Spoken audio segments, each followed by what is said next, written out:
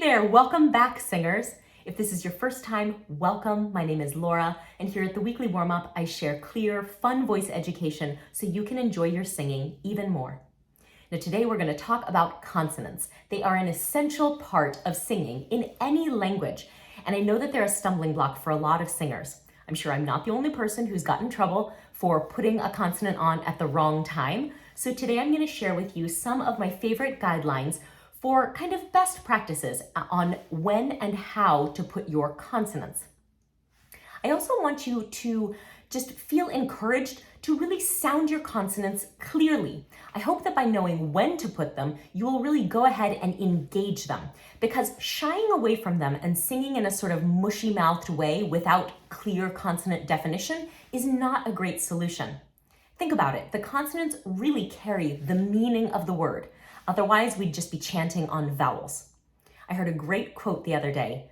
You can hear the quality of a singer in their vowels, but the quality of a musician in their consonants. And indeed, the consonants help us convey the meaning of the language. They also carry the rhythmic content of our language. So I want you to really feel confident in spitting them out and knowing just when you'll do that.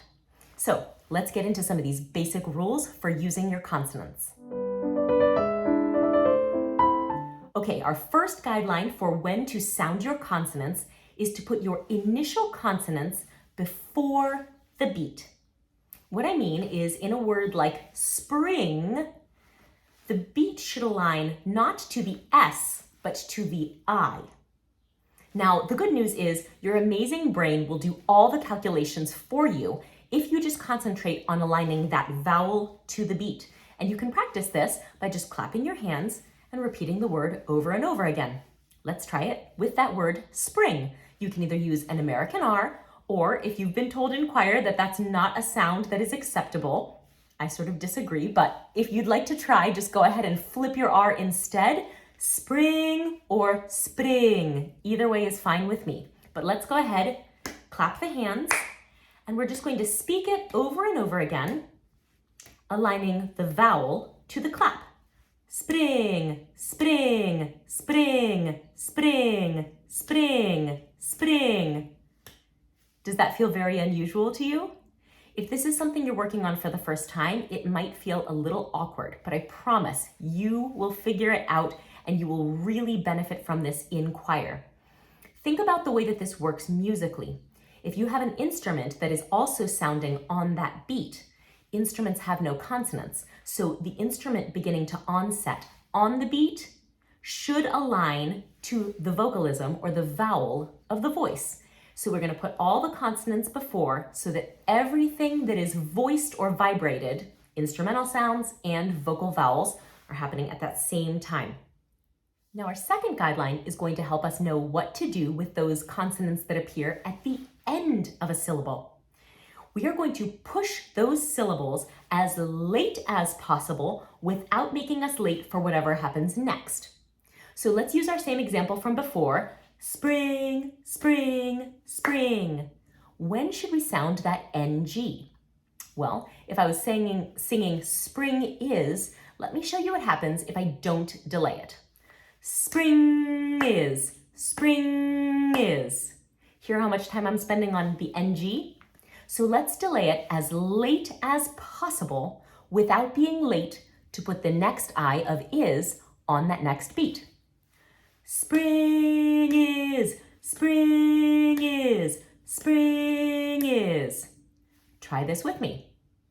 Spring is, spring is, spring is. Now those two guidelines should help you know what to do with beginnings of words and ends of words. The third guideline I will give you, and this is a wonderful upgrade to your singing, is to fully vibrate any consonant you can on the pitch of the following vowel. Now that might sound confusing, but just go with me here. A voiced consonant is any consonant that actually creates vibration in the vocal cords, and you can find out if a consonant is voiced very easily by just putting your hand on the front of your throat and feeling if there's a buzzing sensation. You'll notice that things like v, b, and d are all voiced, and things like p, k, and s are not voiced. So if there is vibration, that means that you can vibrate it on a pitch. And I want you to match that pitch to the following vowel pitch.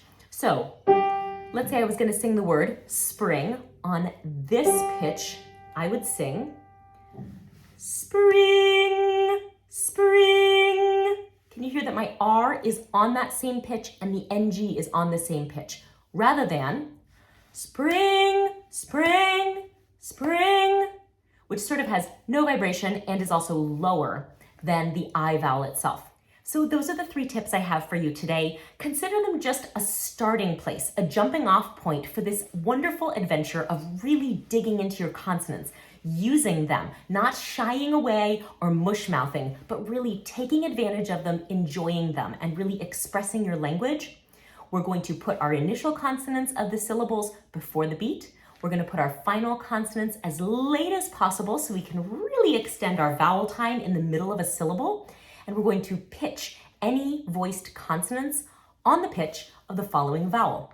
Thank you so much for sharing this time with me. I really appreciate you being here. And I would also appreciate you giving this video a thumbs up, which tells YouTube that other singers might need this information too. Or maybe subscribing to the channel so that you can come back every week for more of this clear, fun voice education. It is my absolute pleasure to share it with you, and I'll see you next week.